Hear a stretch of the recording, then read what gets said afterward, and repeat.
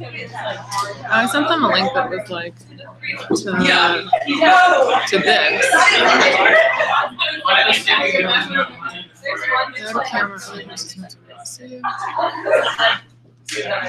Why is someone talking?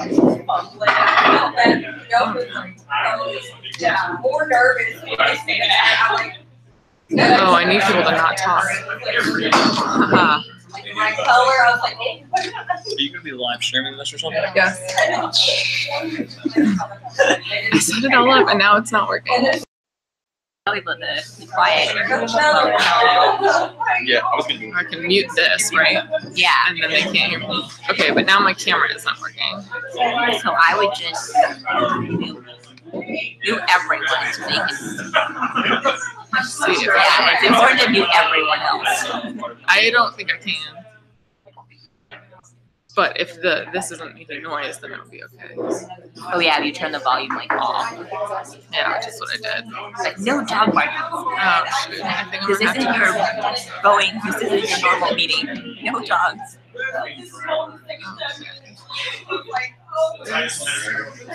It's not doing. The camera's not recognizing the camera.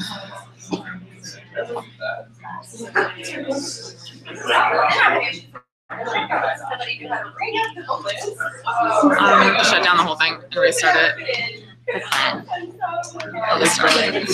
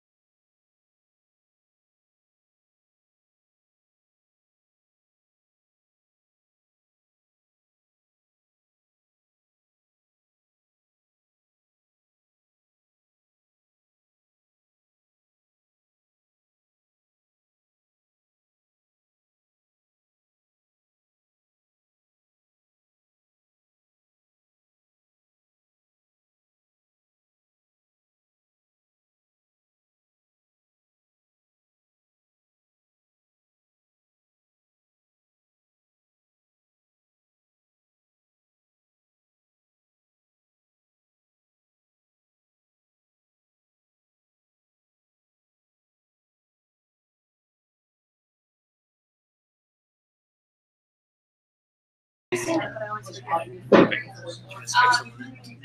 trying to live stream it off air. This will record it too, right? Camera, yeah. Okay. Okay, so We I did it? think this is working now. So I was gonna angle it like that. Maybe text mom and see if it's working. If it's not, start a new one. I might be, or I could just look at it. Oh yeah, you should just be able to pull on your it phone. Yeah. Except I don't think I have the link. I'll just go along.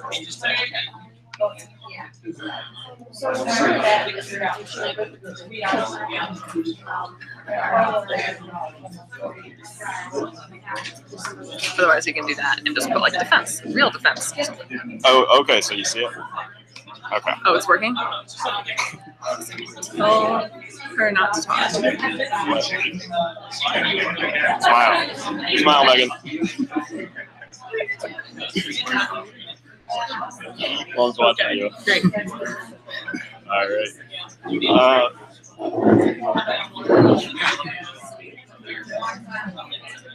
How's the angle? Okay. Yeah. Yeah, that works.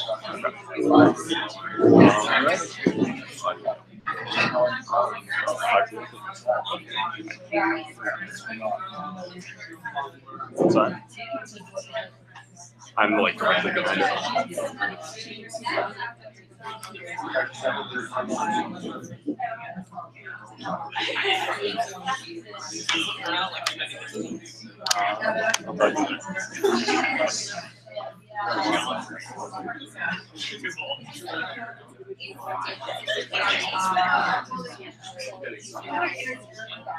Is the volume off for everyone else? That might be this part. That's a good question. No dogs in the background.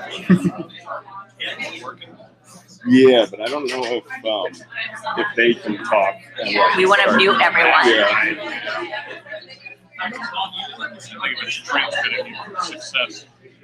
But at least it won't Okay, play. if the speaker's off, we just need to make sure the mic is on. That's behind.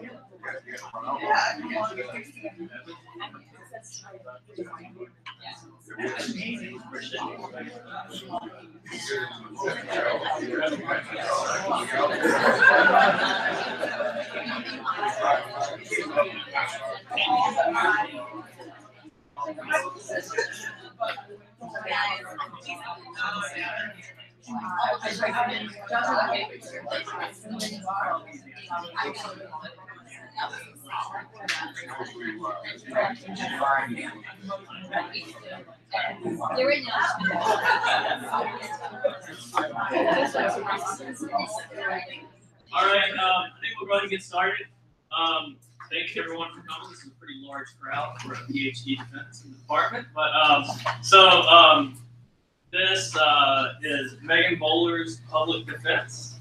She joined us in 2012 after completing her undergraduate degree at Stanford. This is the lab's 7th PhD. And so, if successful, she will be the last of the old guard because she was here when the first PhD student day overlapped. And so once Meghan's gone, no one will have known the history of the lab. So she's kind of the bridge between the old and the new.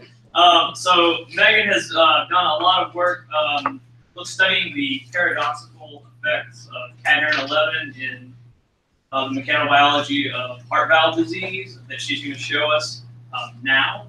And she's hoping to be successful in this defense, and then hoping to move to Europe in a postdoctoral position in a pharma company. So, Meghan Bowler.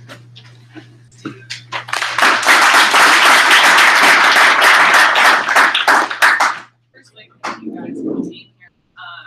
It's really wonderful support as I complete this milestone.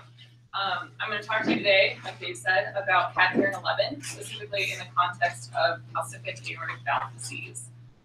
So I'm going to give you a little bit of background about the disease to explain to you why we're motivated to do this work, and then some background about cadherins because it's a class of proteins that probably most of you are not familiar with. And then we're going to get into some of the specific questions that I've addressed with this work, and then I'll take questions at the end. So calcific aortic valve disease is a pathology of the aortic valve, which is the valve in the heart that allows or is responsible for transmitting blood flow from your left ventricle to the rest of your body. It's under the most stress of all of the valves in your heart, and it also is the most disease prone. So we study the pathology of calcification in this valve. And this starts with, you can see a bird's eye view of a normal,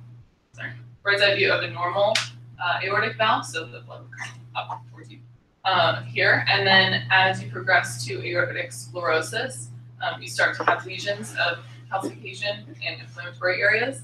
And then this progresses to mild to moderate aortic stenosis, and then eventually to severe aortic stenosis. And you can see that although these are all in the quote-unquote open position, there is a drastically reduced area for blood flow through this aortic valve. So this means that your heart has to work much harder to deliver the appropriate amount of oxygenated blood to the rest of your body.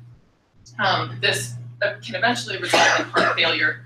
So it's kind of a waiting game to decide when to treat, because this mostly affects elderly people. So prevalence of aortic sclerosis increases with age. You can see here, sclerosis is kind of one of the earlier stages of this disease progression. But it affects approximately a quarter of people over or at the age of 65, and even more as you age.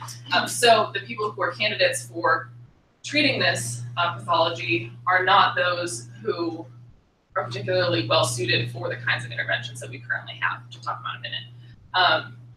Typically, this results in surgical intervention, of which we perform over 100,000 annually in the US, and this results in a cost of about $5 billion to the US. So it's a pretty substantial problem that's only increasing as our population ages. So the two current treatment options are surgical in nature. The only option historically for the past, until the last 10 to 15 years, was surgical aortic valve replacement, which you can see here, which is either performed through an open chest surgery or occasionally laparoscopically. But this is particularly hard on those patients that I talked about that are 65 years plus. A more recent development has been transcatheter aortic valve replacement, and what this does is deliver a prosthetic valve to then expand and push the diseased leaflets of the valve out of the way. So this is a little bit less invasive, but still a surgical intervention. So really, there are no good options for the aging population, and what we need are drugs. The problem with the reason that we haven't developed drugs already, pharmaceutical agents, is because we don't really understand the disease pathology, how the disease progresses. So we do know that the resident cells in the aortic leaflet, this is a zoomed in picture of tissue, are the aortic valve interstitial cells. And these are the cells that we believe are primarily responsible for mediating disease. The valve is comprised of mostly interstitial cells, although it is lined by endothelial cells, which are these little green guys on the outside. So what we want to know is how these aortic valve interstitial cells, or AVICs, cause disease progression. Something that they're pretty poorly defined as a population. We know that they're fibroblast-like and smooth muscle cell-like, but they also change over time with age and with the stiffness of the valve. So as your heart develops, they go from an activated myofibroblast phenotype, which is characterized by more contractility, more deposition of collagen, that large component of the valve that the cells reside within, as well as increased levels of a couple of proteins we'll talk about more, including cadherin 11. And then after you're born, they tend to become more quiescent, less active, less contractile, less secretory. However, as you age, or as the extracellular matrix stiffens, they tend to progress back towards this activated myofibroblast phenotype. And these are the cells that we believe are responsible for disease. So while we believe that the AVICs are causing your healthy aortic valve to go from something like this to something like that, we don't know exactly the mechanism of this. There are two proposed hypotheses that we study pretty frequently. The first is the dystrophic pathway of calcification. So in dystrophic calcification, the aortic valve interstitial cells, which you can see here, are differentiated, transdifferentiated into that myofibroblast phenotype with TGF-beta 1. This leads to a more contractile phenotype, like I talked about, that also deposits more collagen and has increased expression of alpha smooth muscle actin, which you can see in red is a cytoskeletal protein, and cadherin 11, which you can see at the cell membrane, hopefully, in green here. Upon application of strain, as is normal in a heart valve environment, these cells exert a lot of force on each other and can eventually lead to membrane tearing. This tearing then leads to apoptosis-mediated cell death and becomes a nucleation event of a calcific nodule formation. So these little round guys that you can kind of see are calcific nodules. The second pathway that's studied is the osteogenic pathway. And this involves the differentiation of those aortic valve interstitial cells into osteoblast-like cells. So these cells actively secrete mineralized material. So in a study of calcified human aortic valves, they found 83% had evidence of the dystrophic pathway, this first one, and 13% of those had evidence of the osteogenic. So it's unknown whether these pathways occur simultaneously or sequentially or completely independently, but the more prevalent one is the dystrophic, and so that's the one that we've mostly focused on in this work. There's a little bit of background into cadherin 11 and why we're looking at that. Our lab showed that calcified human leaflets demonstrate higher levels of cadherin 11 and alpha smooth muscle actin, that cytoskeletal protein that's associated with contractility. You can see in a normal non-calcified aortic valve, there's some expression of cadherin 11, mostly near the endothelium, but as you get a calcified aortic valve, you see a much higher expression of both cadherin 11 and alpha SMA in red, and it is throughout the entire valve. We've also recently shown that deleting cadherin 11 genetically leads to improved heart function. So I talked about the velocity of your blood going through the aortic valve and how when it's diseased, that velocity is going to be a lot higher because there's so much smaller area for it to go through. So a good indication of heart valve health is the maximum velocity through that aortic valve. And we had a diseased mouse model, the Notch 1 head mouse, that you can see has much higher maximum velocity through the aortic valve. So this is an indication of an unhealthy heart valve. However, when we combine this with a cadherin 11 deletion, so it's a Notch head cat head mouse, it returns back to wild type levels or healthy mouse level. Even more promising, we showed that in these same mice, if we blocked cadherin 11 pharmacologically, we had similar levels to wild type mice. So the circles are the diseased mice and the black treatment is a control. So you can see them progressively getting worse over time. and the red treatment is the cadherin 11 blocking antibody. So this shows that targeting cadherin 11 in valve disease improves the leaflet health, at least in mice. And then we have also shown that in another fibroblast-mediated disease, myocardial infarction or heart attack, giving the blocking antibody after myocardial infarction leads to improved ejection fraction, which is how much the heart can pump out. So the green circles here are a much higher ejection fraction percentage than the mice that received a heart attack but were not treated. So all of this to say that cadherin 11 is really important in especially heart valve related diseases, and we want to know more about it, how it's mediating all those changes. So cadherin 11 is a unique transmembrane protein. The cadherins are a family of calcium-dependent transmembrane cell adhesion proteins.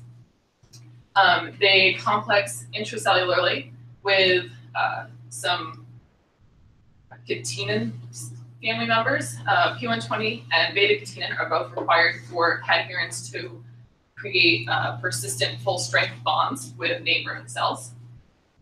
And then through beta-catenin and alpha-catenin, the cadherins are able to directly interact with the actin cytoskeleton. So remember that alpha SMA can interact with cadherin 11. Particularly interesting is that cadherin 11 forms very strong bonds. So in an experiment where some of the extracellular portion of cadherin 11 was attached to a substrate and also a tip, and then tapped along the surface, the force required to dissociate that bond was twice that of another mesenchymal cadherin, cadherin 2, which will come up again.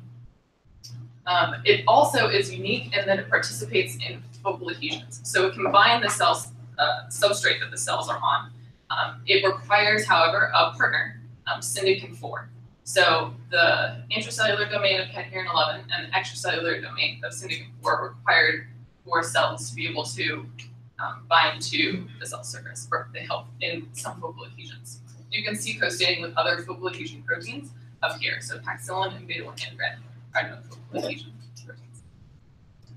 Cadherin 11 also is involved in directing inflammation. So cells, other fibroblasts from not the heart, but a different source, were given just the extracellular fragment of cadherin 11, and this induced secretion of IL-6, an inflammatory cytokine.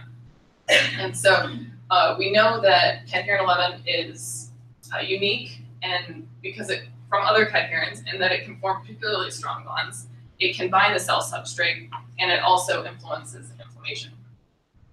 This makes it a really interesting target mechanically to look at in the context of disease. So all of this background information has motivated the question of how cadherin 11 can mechanotransduce the environmental stimuli of the heart valve into responses in those aortic valve interstitial cells that drive disease.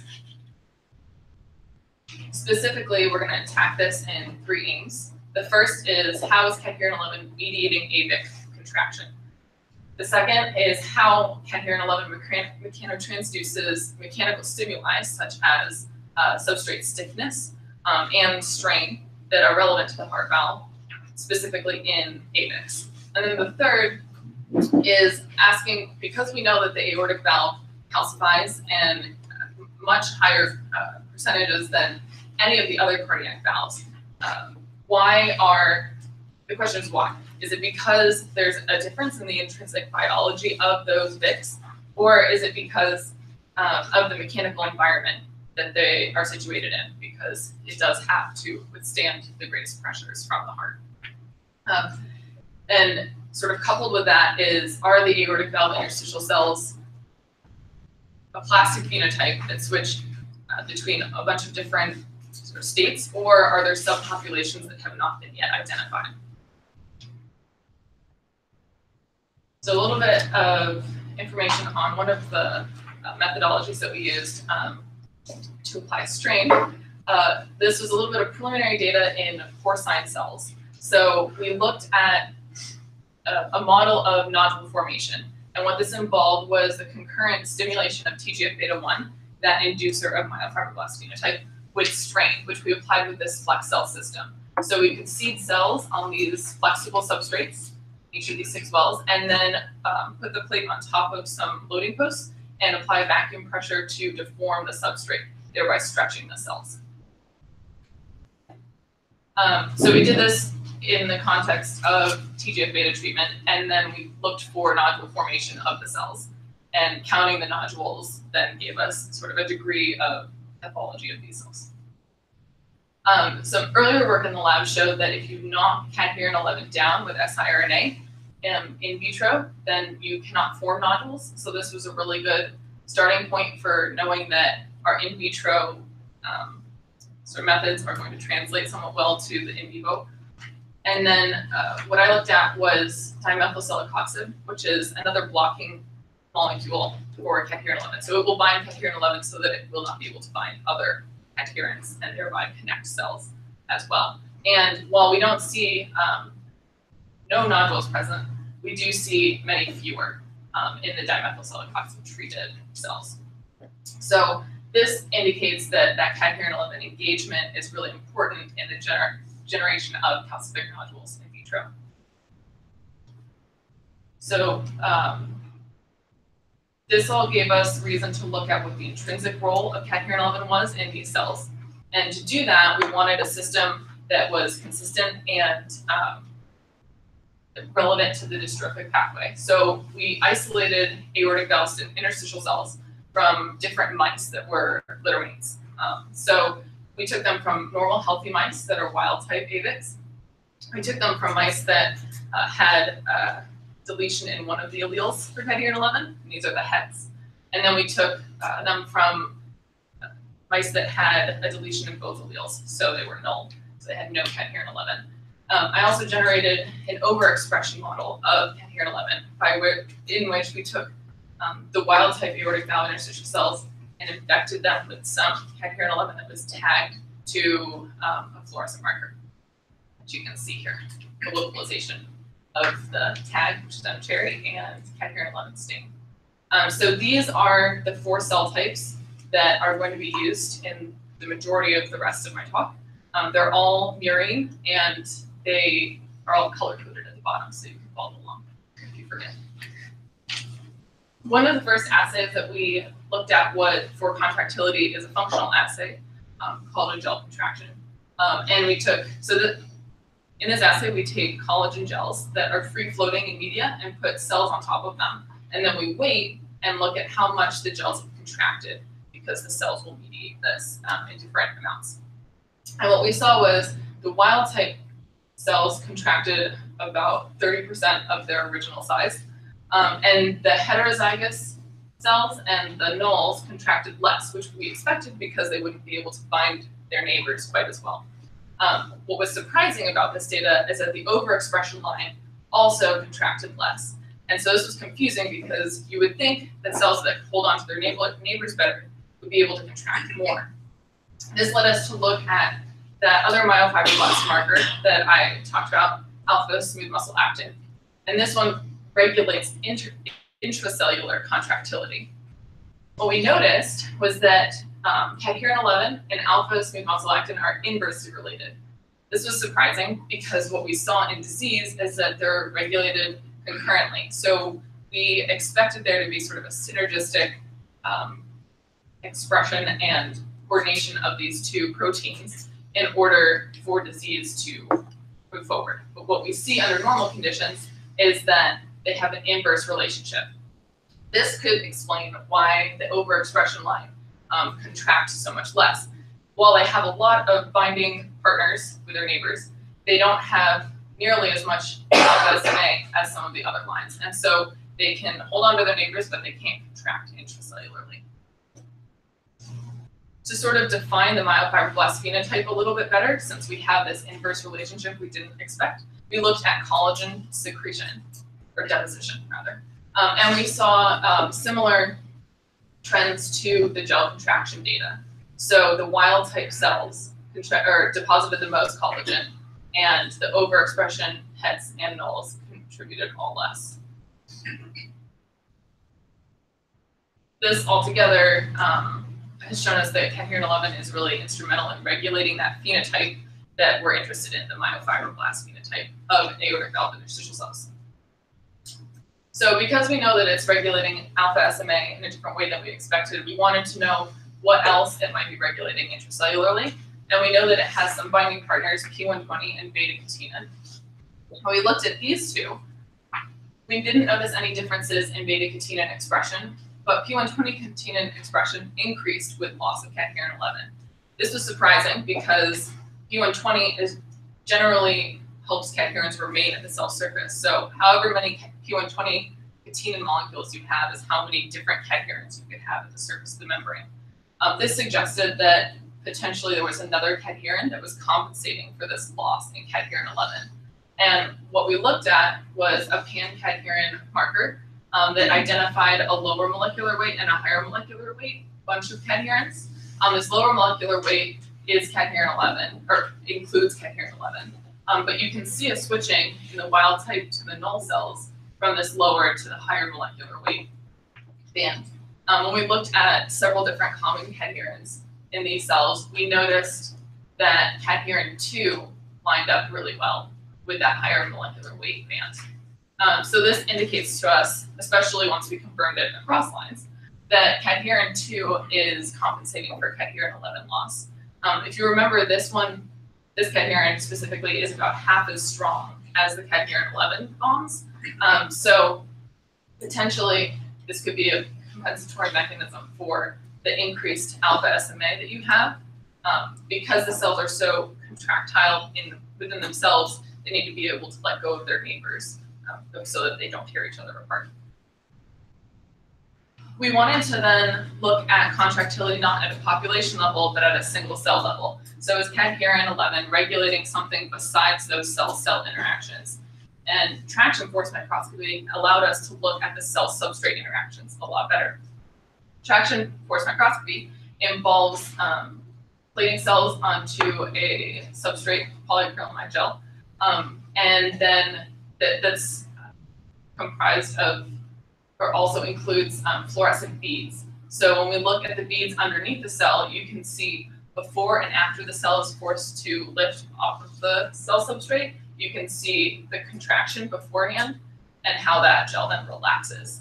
So this allows us to quantify the amount of displacement that the cell is exerting within the gel, and then translate that into a force that that cell exerts, the properties that we know about the gel. We also did this not just for cell singlets, but also for pairs of cells. And dividing these along a sort of border that we can identify allowed us to calculate an interaction force between the cells. And so what we'd expect is cells with more cadherin 11 would have a higher interaction force than ones without, since they form particularly strong bonds. And that is the trend that we found, that the overexpression cadherin 11 line had a higher interaction force in the cell pairs than the lower ones. When we looked at the single cells, though, we saw something that mirrored the gel population trends, which was interesting. You can see that the wild types contract the most, just like they did in the population level gel contraction. So this indicates to us that at the single cell level, cadherin 11 is regulating something more than just the cell-cell interactions. When we normalize the force to the area of each cell, all of these differences go away. So this indicates to us that cadherin 11 regulates contractility through cell-substrate interactions, or how big the cell is. So if you remember from before, cadherin 11 is unique in that it can participate in cell-substrate interactions directly. So beyond regulating something else within the cell, cadherin 11 itself, with syndicin 4, its partner, could be responsible for these differences in cell spreading. So what we looked at was the expression of syndicin 4 to see if cadherin 11 was regulating that as well. And we saw very similar trends to the force generation. Without cadherin 11, you have a lot less, and similarly with overexpression of cadherin 11. So we wanted to see how this binding points at which the cadherin 11 is binding are called focal adhesions, and we wanted to see how those focal adhesions differed between cell lines. So we looked at a stain of vinculin and identified, so you can see pictures of the wild type and the cadherin 11 null cells here, and we identified the number and the length of these focal adhesions. And what we noticed is that without cadherin 11, you have a lot longer, but a lot fewer focal adhesions. And this, we then looked in a 3D gel contraction assay to see if you sort of decoupled the need for the cell to bind to this cell substrate by enclosing it within the gel, if it changed the contractility that these cells could exert. And what we saw was that for the first 24 to 48 hours, you had similar trends to the 2D gel contraction that we had before. The wild type cells could contract the most. But then over time, the nulls and hets contracted much more, and the overexpression sort of fell below the wild type. And this trend here correlates really well with that intracellular contractility, the alpha SMA expression. So what this indicates to us is that while it may be initially important for the cell to be able to bind its cell substrate, over time, contractility becomes dictated by intracellular forces. So what we've done so far is look at changing the level of cadherin 11 expression within the cell genetically. And we've seen that alpha SMA is inversely correlated with cadherin 11, as is cadherin 2.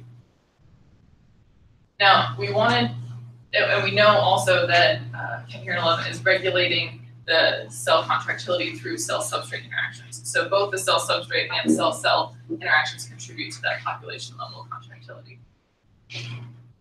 We then wanted to look sort of more at the disease state of these cells. So we know that in calcified aortic valves, we have increased cadherin 11 and alpha SMA.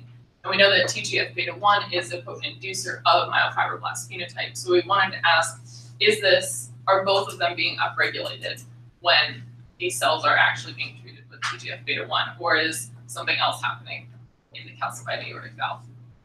And what we found was that treatment with TGF-beta1 does induce overexpression of both of these molecules, or proteins.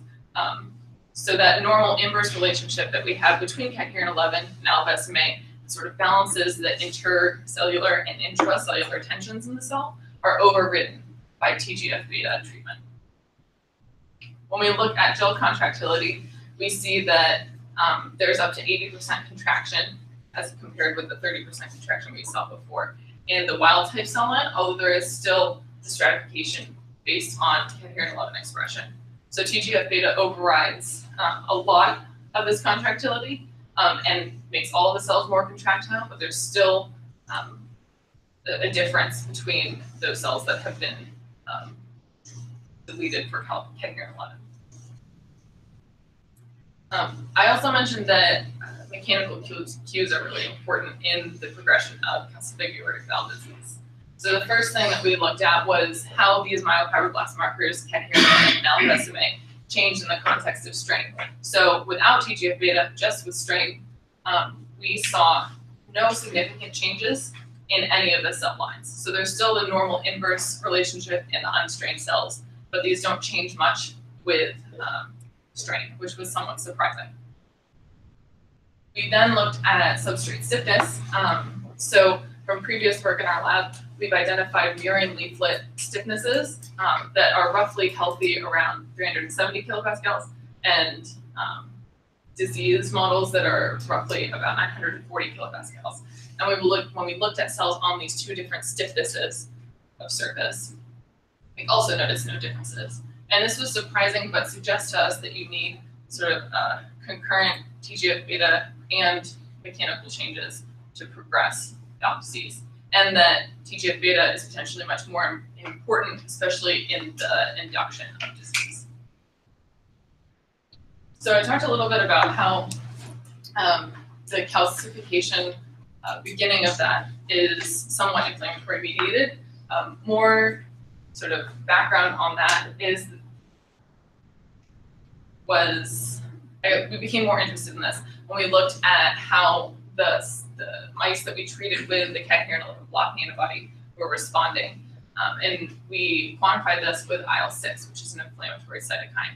We noticed that treating with the cadherin 11 blocking antibody yielded a lot less expression of IL-6 in red in these valve leaflets than in the control antibody.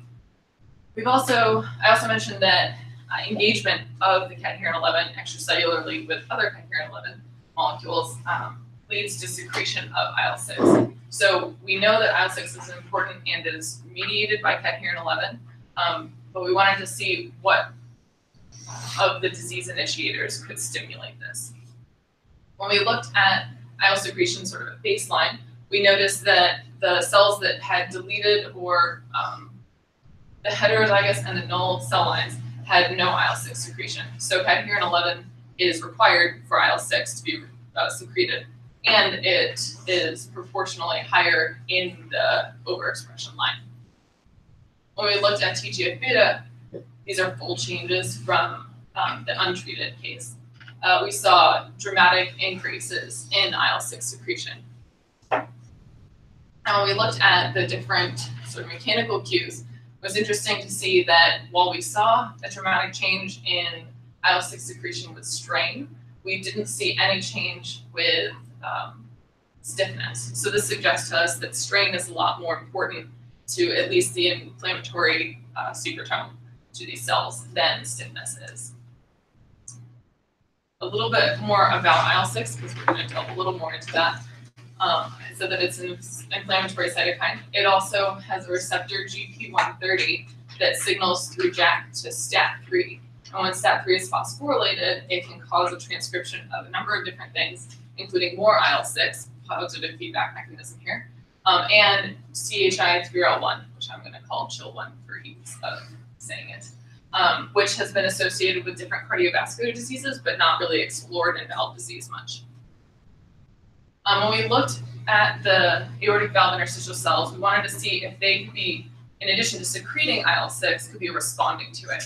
And what we noticed is that they do have expression of its receptor, GP130, and they have a response. When treated with IL-6, the amount of STAT3 that's phosphorylated is upregulated in all these lines. So this suggests that AVICs can secrete IL-6 and then also respond to it either themselves or their neighbors could respond to it.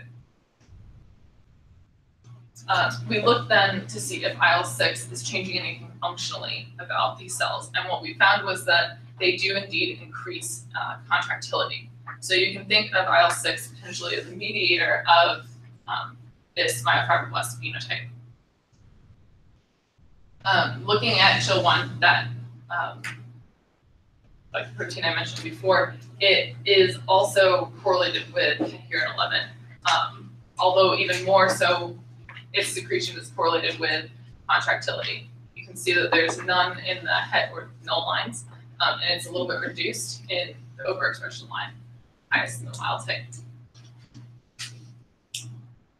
So altogether, these aortic valve interstitial cells can, with the help of cadherin 11, secrete IL-6 and then trigger more contraction either in themselves or in their neighbors. We then wanted to look at some of these markers in vivo. So we took the wild type het and null mice and looked at their valves when they were about 2 months old and 12 months old. As a little bit to sort of orient you, these are valve leaflets here, and these are stains for calcification. So you can see where the arrows are sort of darker red or black in the alizarin red or von Costa stains, respectively, that indicate calcification levels.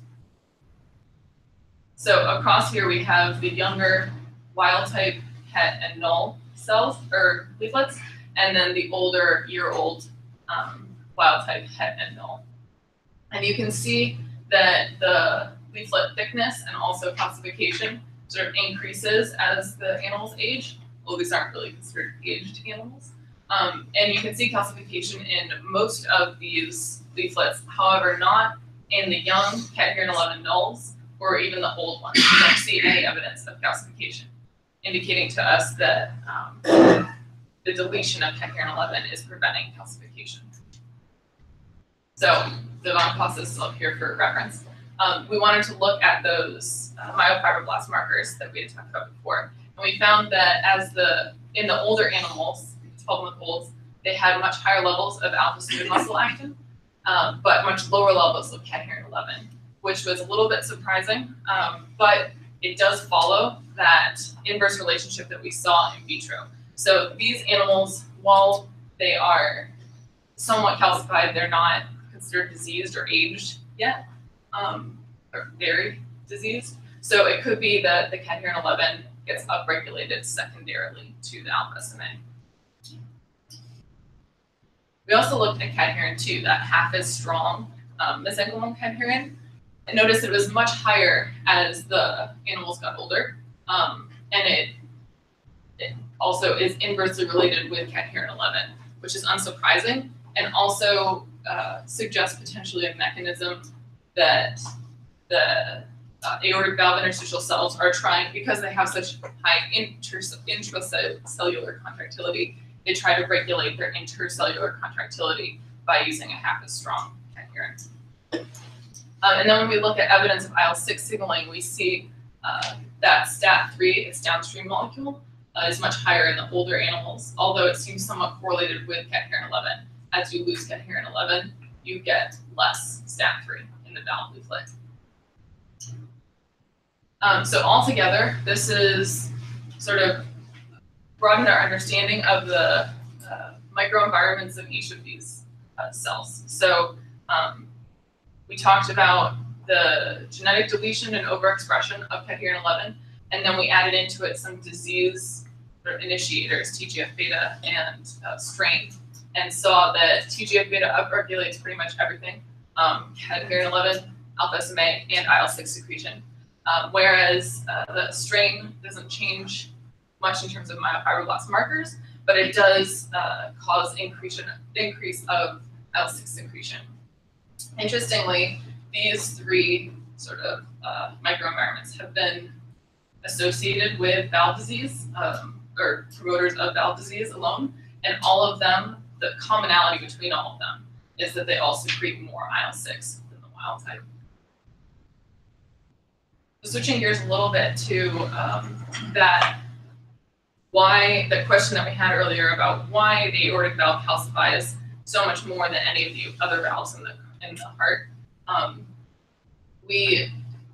To give you some context, I guess, the mortality that results from different valve diseases is pretty much non-existent in the pulmonary and tricuspid valves, and the mitral valve only accounts for about 13% of all mortality resulting from valve disease. So aortic makes up the other 87% here.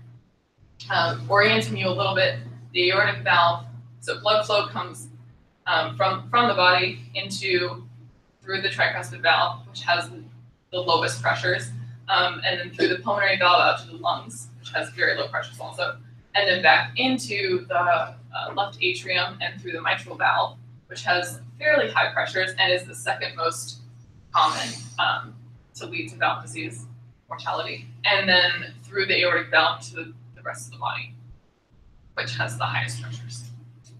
So the question here is sort of a nature versus nurture thing. Is the nature, the intrinsic biology of these cells in the different valves different, or is it just how they've been nurtured? Is it the mechanical environment that they're in that drives the higher valve disease in the aortic valve and mitral valve than the others? The valve cell populations I mentioned are pretty poorly defined. They're heterogeneous. They're agreed upon as a heterogeneous population of fibroblast-like and smooth muscle cell-like cells, but what these really are haven't been well defined. Some people have tried to classify them by morphology, so you can see they all look a little bit different, but nobody really knows if these are separate subpopulations or if they can transition between all of those, like one cell can transition between all of them. So we asked sort of both of those questions.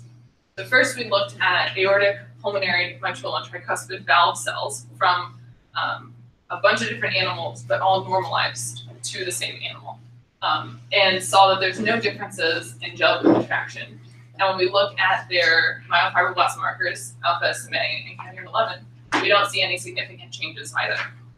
And this indicates to us that it's not the intrinsic biology of the cells that's different. So it could be that that difference in mortality is a result, it is likely that the difference in mortality is a result of the difference in their environments. To sort of get at the question of subpopulations, specifically in the context of cadherin 11, because that's what we're really interested in, we sorted wild-type aortic interstitial cells into 4 different populations based on their expression of cadherin 11. And then we let them grow separately and reanalyze them for cadherin 11 and alpha SMA. So when we looked at cadherin 11, these populations stayed pretty different and independent from one another until about 28 days later. So it took almost a month for them to no longer be any significantly different in cadherin 11 expression.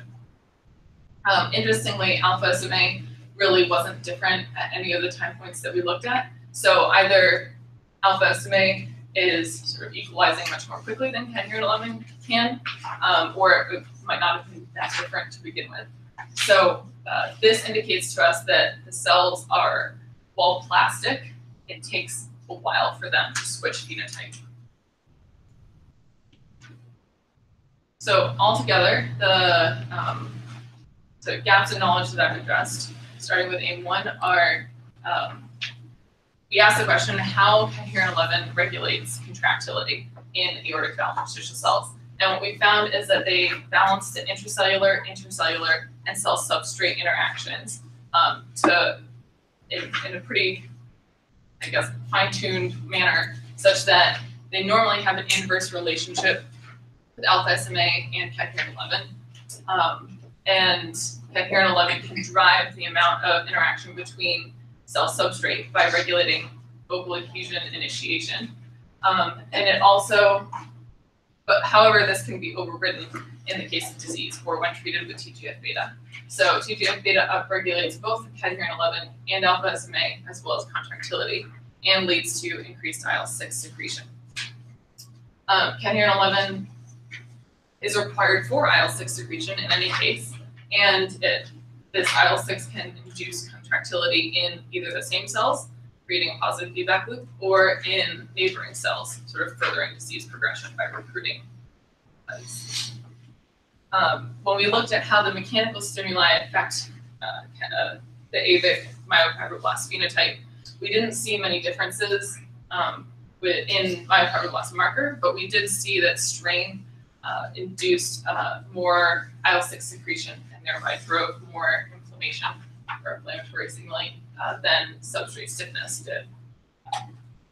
And we clarified sort of a little bit about AVIC phenotype. We know now that they are really not different between the different valve populations, and they're a semi-plastic population of cells.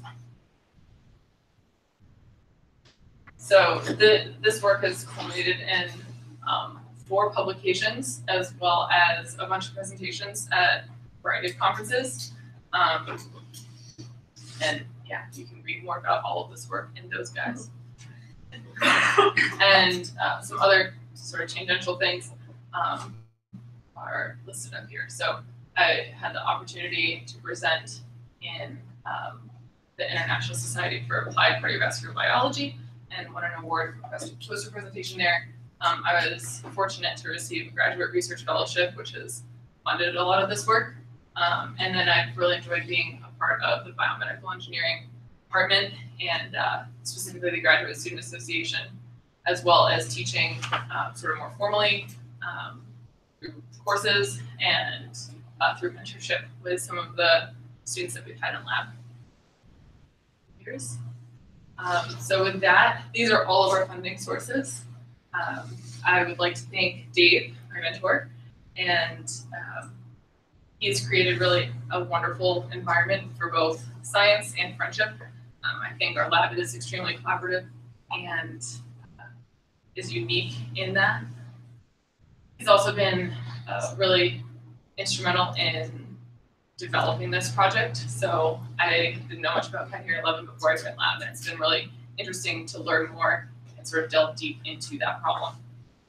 I'd also like to thank my committee members, specifically Aaron Perek, and also his lab assistant manager, Rachel, for their help and collaboration, especially with the traction force microscopy, and Matthew Walker for his unique perspective, Al Reynolds for really great discussions, especially around human 2018, and Craig Duvall for asking some really great questions. And then, of course, the Merriman Lab. It's a wonderful group of people to work with every day, and I think that it's going to be really difficult to leave eventually.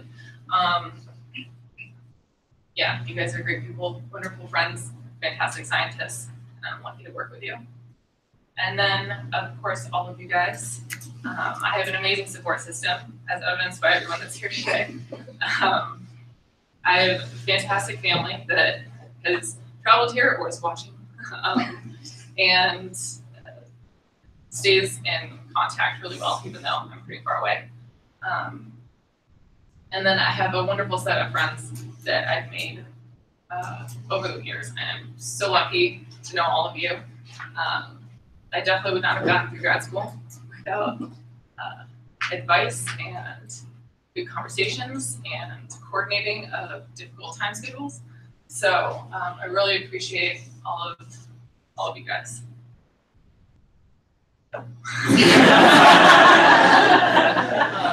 Yeah. So with that, I would love to take any questions.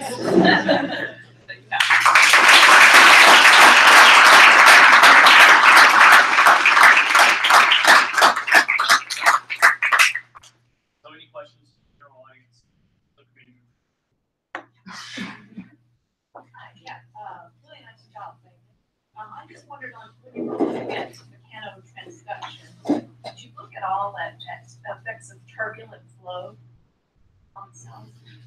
So I did some preliminary experiments looking at flow, but it's really not as relevant to the aortic valve interstitial cells because they are protected by the extracellular matrix they're embedded within, as well as a layer of endothelial cells around the valve leaflet. So we didn't focus on that mechanical disturbance, even though it does change dramatically with disease, because that would more affect likely the endothelial cells on the layer. And yeah, we haven't done, it would be interesting to look at then the effects on the endothelial cells that could then drive sort of differences in what they're secreting to the interstitial cells. But this work was focused primarily on the interstitial cells themselves.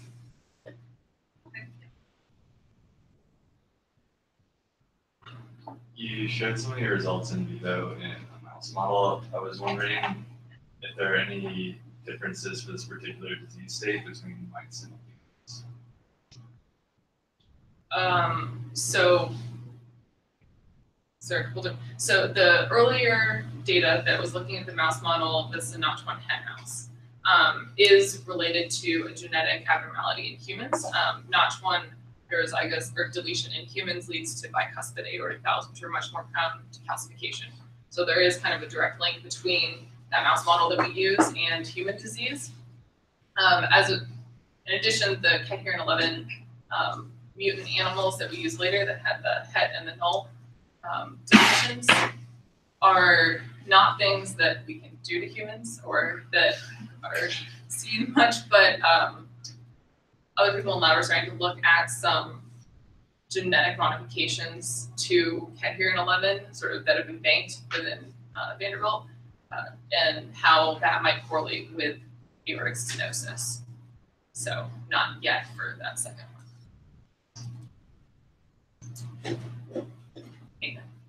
Talk a little bit about CHIL3 as a downstream product of iron-61. Has anybody looked into if CHIL3 could be used as a biomarker of sorts for calcific valve disease, or when that process might begin, if it's earlier on in the pathogenesis or later on, before a patient's symptomatic and comes in with spells or like sclerosis? Right, so that's something that I think is particularly exciting, is using CHIL3 as a biomarker. We don't have any good ones for calcific aortic valve disease. And CHIL3 has been validated as a serum biomarker for some other cardiovascular pathologies. It seems somewhat specific to the pathology. For instance, differential, like it's different in ischemic stroke, but it's not ischemic stroke, but not in myocardial infarction. So it might be specific. Changes in CHIL3 might depend on more specific pathologies than some of the other biomarkers that we might have. And it can be assayed from a blood draw. Whether or not it changes enough in calcific aortic valve disease to see those changes in the patient over time is something that I think is really important moving forward. But that hasn't been validated in this disease yet.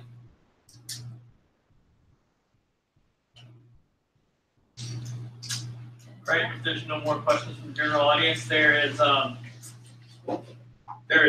food and drink back at the lab for either a celebration or a consolation, and after the closed door session. But please, the lab members can show everyone back, and we should be back in about an hour.